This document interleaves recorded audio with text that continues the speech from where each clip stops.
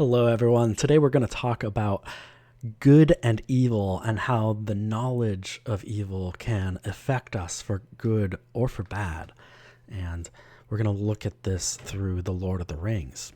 Now, this discussion is largely inspired by this podcast discussion from the Tolkien Professor. And I'll put a link to this podcast down below. It's a really great chat. It's about 40 minutes, just getting into all sorts of things about the knowledge of evil.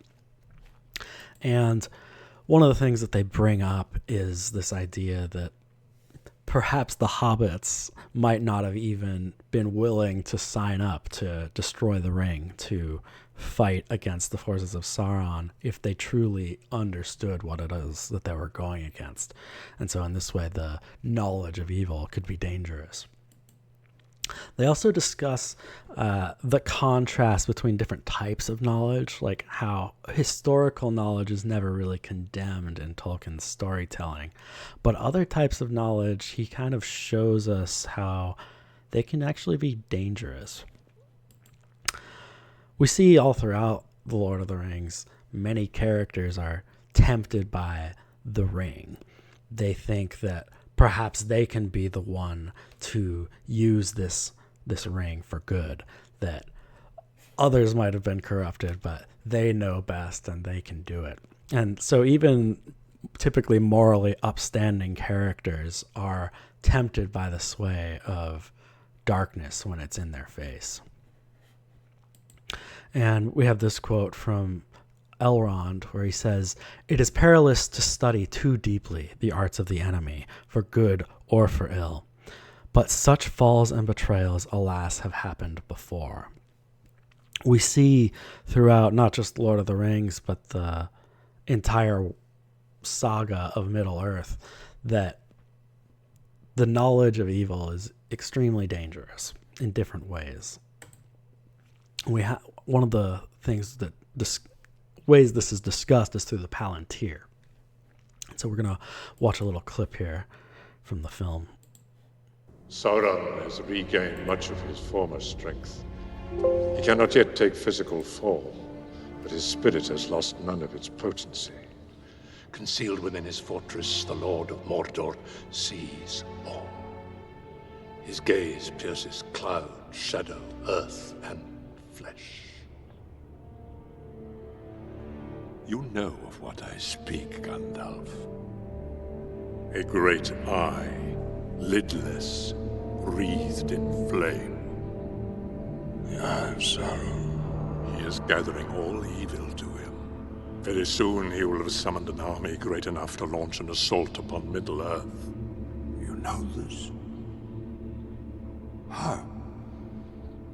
I have seen it. A Palantir is a dangerous tool, Saruman. Why? Why should we fear to use it?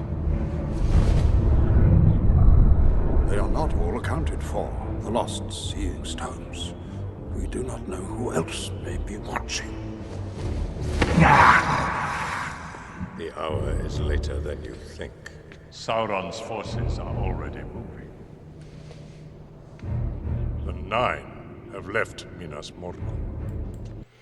So we see in Saruman how the study of evil has actually corrupted him. And in learning all he did about the works of Sauron, he became convinced that Sauron's victory was inevitable. And so he chose to join with Sauron rather than to fight him. And so this is one of the ways in which the study of darkness is very dangerous. Nietzsche said it like this: "He who fights with monsters should be careful lest he thereby become a monster. And if thou gaze long into an abyss, the abyss will also gaze into thee." This article here comes from the Prancing Pony podcast from Alan Sitzo. And in this article, he's discussing the contrast of hope and despair in the context of The Lord of the Rings. He says, "When we choose to hope, we decide and act. We use it as a verb. This is why I believe the absence of hope, hopelessness, is not the opposite of hope. Hopelessness is circumstantial and external, while hope is volitional and internal. The opposite of hope is despair, a willing embrace of a hopeless situation. Perhaps it is a decision we make in contrast to the decision to hope. Even if it might not achieve final victory, hope is a purpose unto itself, a thing of worth in comparison to despair. It's interesting. In the Bible, we are commanded to not despair. It is a choice of whether or not we despair. This section here is Denethor speaking to Gandalf. He says, "Pride and despair," he cried. "Didst thou think that the eyes of the White Tower were blind? Nay, I have seen more than thou knowest, grey fool.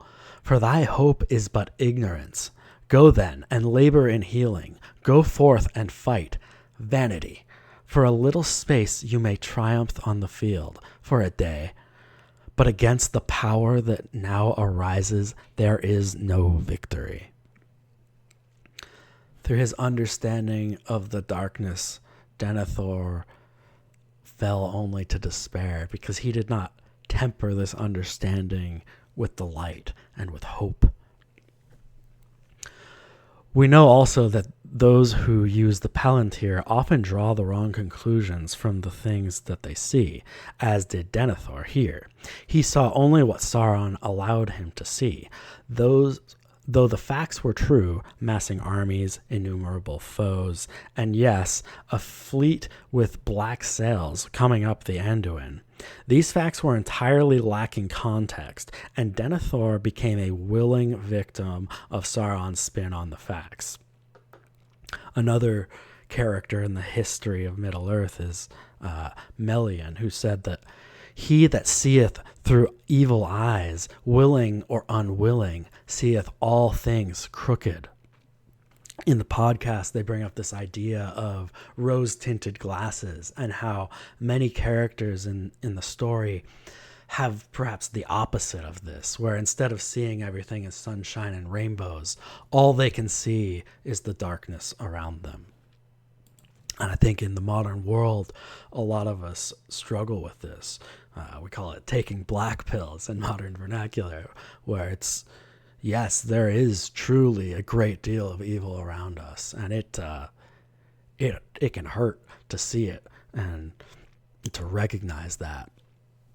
And people can easily fall into despair when they only look at the evil around them.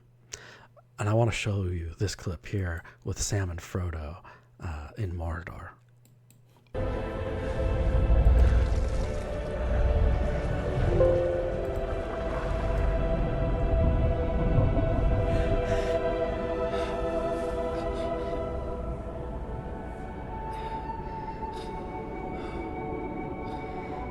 Do you remember the Shire, Mr. Frodo? It'll be spring soon. The orchards will be in blossom, and the birds will be nesting in the hazel thicket, and they'll be sowing the summer barley in the lower fields, and eating the first of the strawberries with cream. Do you remember the taste of strawberries? No, Sam. I can't recall the taste of food. No, the sound of water. The touch of grass. Naked in the dark. There's nothing. No veil between me and the wheel of fire. I can see him with my waking eyes. Then let us be rid of it. Once and for all. Come on, Mr. Frodo. I can't carry it for you, but I can carry you. Come on!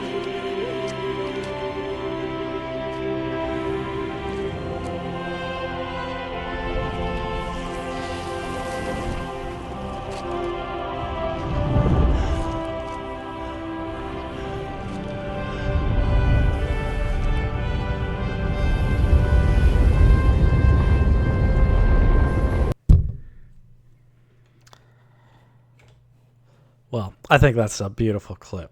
And it's very important that we serious? not only fight evil, that we work to understand and fight evil, but that we fight for good and that we remember to hope and to help one another. Here's a passage from the book of Sam's perspective here. There, peeping among the cloud rack above a dark tor high up in the mountains, Sam saw a bright star twinkle for a while. The beauty of it smote his heart. As he looked up out of the forsaken land, and hope returned to him.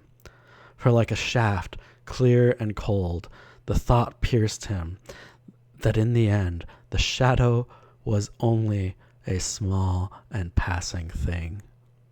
There was light and high beauty forever beyond its reach. The evil that we face, it will end, but good will win and last forever. This is from Matthew 5. Ye are the light of the world.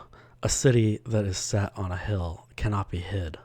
Neither do men light a candle and put it under a bushel, but on a candlesack, and give light unto all that are in the house.